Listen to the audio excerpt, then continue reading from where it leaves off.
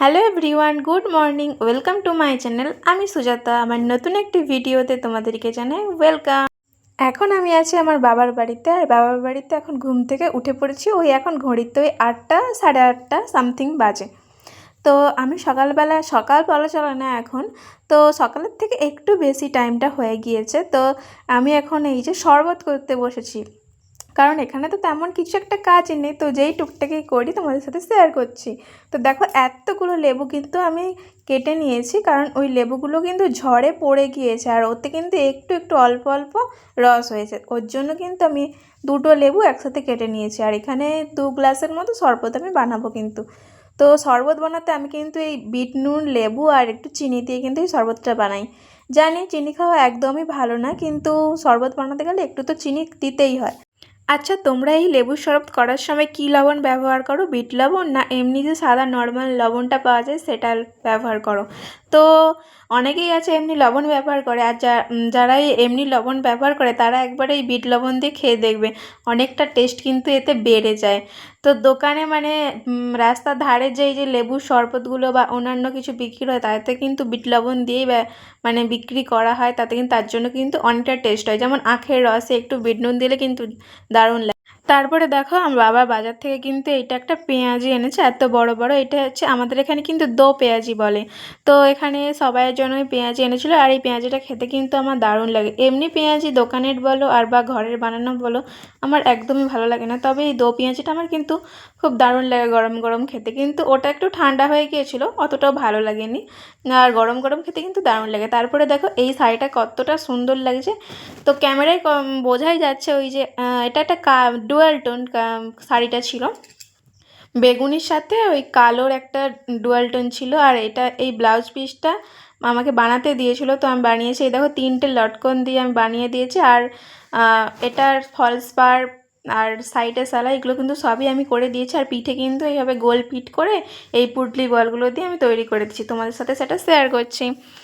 তো যাই হোক, এখন তো আমার বাবার বাড়িতে আছে, তেমন একটা কিছু কাজ নেই। তো এই সব টুকিটাকি কাজগুলো যেহেতু আমি ব্লাউজ কাটাতে পারি, তার জন্য কিন্তু এই ব্লাউজের অর্ডারগুলো নিয়ে আমি কিন্তু করছি টুকিটাকি।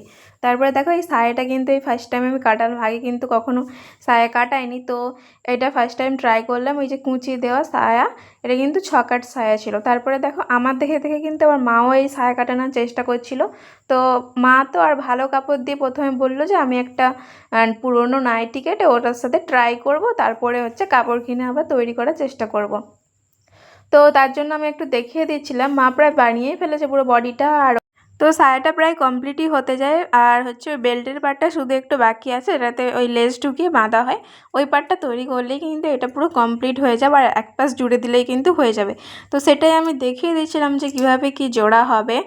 তো এখানে এলেই টুকিটাকি ব্লাউজ আমি কাটাই। আর হচ্ছে যে যারা ব্লাউজটা দেয় কাটাতে, তারা যদি বলে তোমার পছন্দ মতো একটা বানিয়ে দাও ব্লাউজ, তো আমার তো তখন খুবই মজা লাগে যে আমার পছন্দ মতো নতুন নতুন ডিজাইন আমি করতে পারবো। তো নতুন নতুন ডিজাইন করতে কিন্তু আমার খুবই ভালো লাগে, আর আমি প্রায় সব ধরনের ডিজাইন কিন্তু পারি মোটামুটি। আর হচ্ছে দেখো, আমার প্রিয় জিনিস মানে ফেভারিট যাকে বলতে পারো, এই যে ভুট্টাকে যে পুড়িয়ে লেবু আর ওই বিট লবণ দিয়ে মাখিয়ে খাওয়া হয় না, ওটা আমার ভীষণ ভালো লাগে।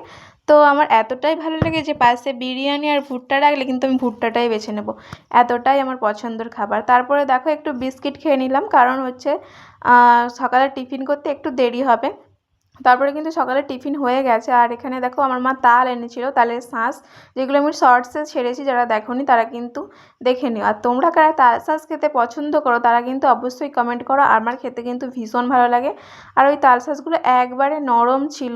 তো যাই হোক, এখন কিন্তু ঘড়িতে বাজে ওই 12:30টার মতো। আমি কিন্তু স্নান টান করে নিয়েছি, আর নিচেই জামাকাপড়গুলো একটু মেলে দিচ্ছি, আর ওপরে যেতে লাগে না।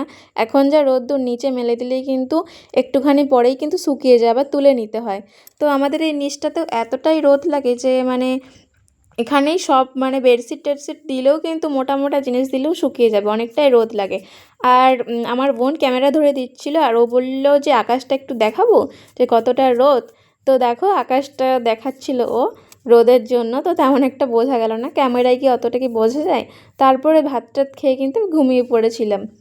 তো বিকেলবেলার দিকে একটু ঝড় উঠেছিল, আর আমার ঝড় দেখতে তো এতটাই ভালো লাগে, দেখতে চলে এসেছি মাঠে। আর আমার মা এখানে আমগুলো পেড়ে নিচ্ছিল, পাকা আমগুলো, যাতে ঝড়ে না পড়ে যায়। আর এই এই বাগানটা কিন্তু আমাদের বাড়ি থেকে অনেকটাই দূরে। তো ঝড়ে যদি এই আমগুলো পড়ে যায় কিন্তু এগুলো লোকে মানে কুড়িয়ে নেবে, তার জন্য কিন্তু আমগুলো গাছ থেকে আগে থেকেই পেড়ে নিচ্ছে পাকা পাকা আমগুলো, যাতে ঝড়ে না পড়ে যায়।